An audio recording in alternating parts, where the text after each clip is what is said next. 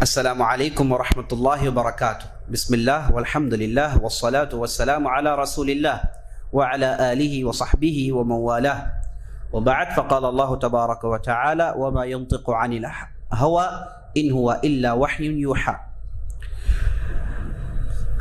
محترم حضرات اور خواتین ملت، آج ہم ایک اہم موضوع کی طرف اشارہ کرنے والے ہیں۔ میری گفتگو ایک صاحب سے ہوئی، انہوں نے دوران گفتگو انہوں نے ایک حدیث پیش کی۔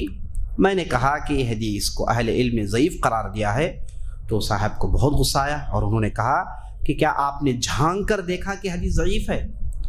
اور اسی طریقے سے ہماری گفتگو ایسے لوگوں سے ہوتی رہتی ہے۔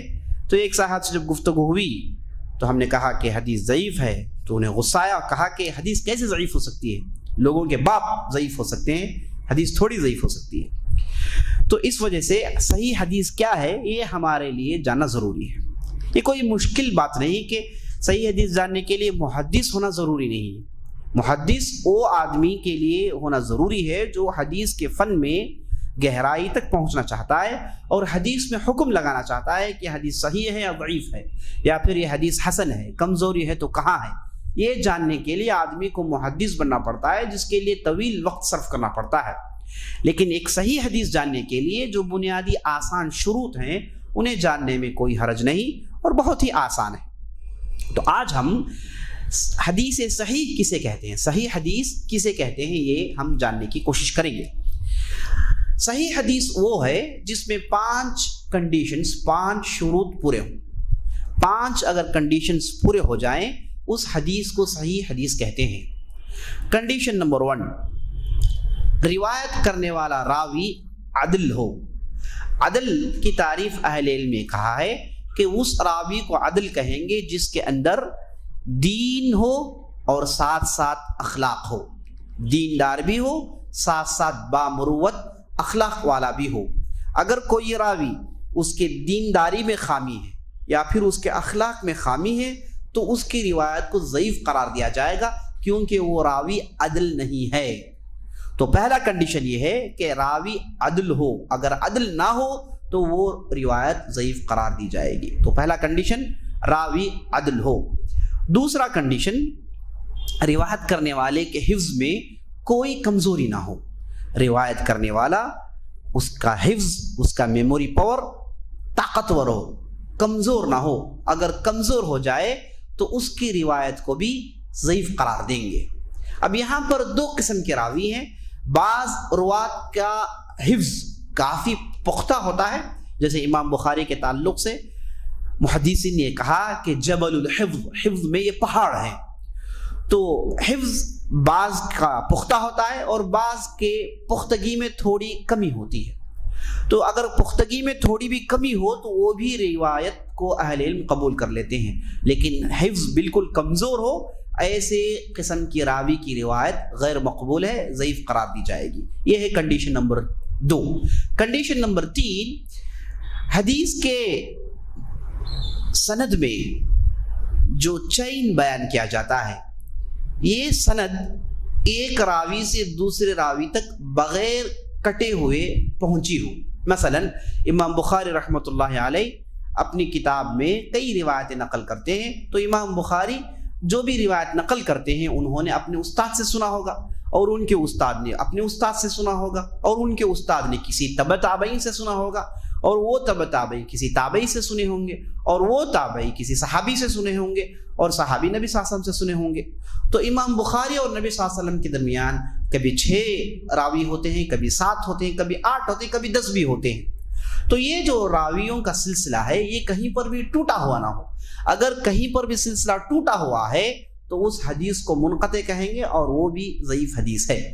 تو یہ جو چین ہے جسے سند کہتے ہیں، یہ سند کہیں پر بھی ٹوٹی ہوئی نہ ہو بلکہ سند جڑی ہوئی ہو۔ یہ کنڈیشن نمبر 3 ہے۔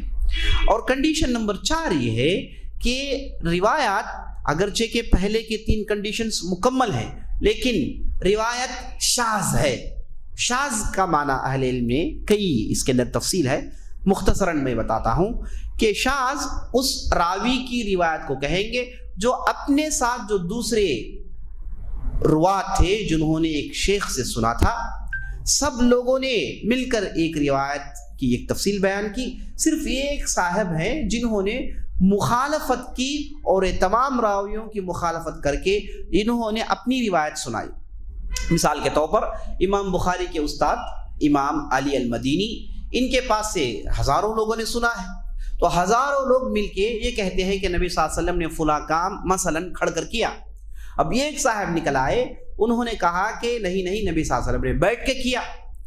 تو کھڑ کے کہنے والے یہ کافی بڑی تعداد میں ہیں، بیٹھ کر کیے ہیں یہ کہنے والے صرف ایک صاحب ہے، تو یہ صاحب کی روایت کو شاذ مانیں گے، کیونکہ انہوں نے دوسرے ثقہ راویوں، دوسرے معتبر راویوں کی مخالفت کی ہے۔ تو حدیث کے اندر شاذ حدیث، شاذ راوی نہ ہو، یہ چوتھا کنڈیشن۔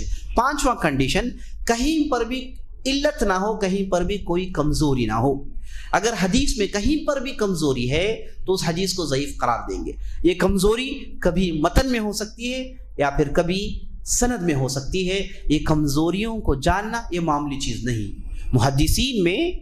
محدثین میں گنے چنے ایسے علماء ہیں جو کمزوریوں کو جانتے ہیں، انہیں کہتے ہیں علماء العلل، علل کا علم رکھنے والے علماء۔ یہ محدثین میں ان کی بہت کم تعداد ہے، جیسے امام ترمذی ہیں، امام بخاری ہیں، امام دارقطنی ہیں، امام علی المدینی ہیں، گنے چنے، ان کی تعداد بہت زیادہ نہیں، 10 سے 15 تک کی ہوں گی۔ یہ لوگ ہیں جو علل کے ماہرین ہیں۔ تو کسی بھی حدیث میں علت نہ ہو، علت کہتے ہیں کمزوری کو علت کہتے ہیں، کسی بھی حدیث میں علت نہ ہو، تو یہ پانچواں کنڈیشن ہے۔ شروع کے 3 کنڈیشن ہونے چاہیے، آخری کے 2 کنڈیشنز نہیں ہونے چاہیے۔ پہلا کنڈیشن یہ ہے کہ راوی عدل ہو، دوسرا کنڈیشن یہ ہے کہ راوی قوی الحفظ ہو، اس کا حفظ کرنے کا مادہ پختہ ہو، اور تیسرا کنڈیشن یہ ہے کہ یہ سند کا جو سلسلہ ہے، سند کی جو چین ہے، کہیں پر بھی ٹوٹی ہوئی نہ ہو۔ یہ ٹوٹی ہوئی سند کو دریافت کرنے کے لیے، اسے پکڑنے کے لیے محدثین کے پاس ہزاروں طریقے ہیں، جس کی تفصیل صرف علم پڑھنے والوں کو معلوم ہوگی۔ اور چوتھی چیز، روایت شاذ نہ ہو، اور پانچواں کنڈیشن، روایت میں علت نہ ہو۔ اگر یہ 5 کنڈیشنز پورے ہو جائیں تو اس حدیث کو صحیح حدیث کہتے ہیں۔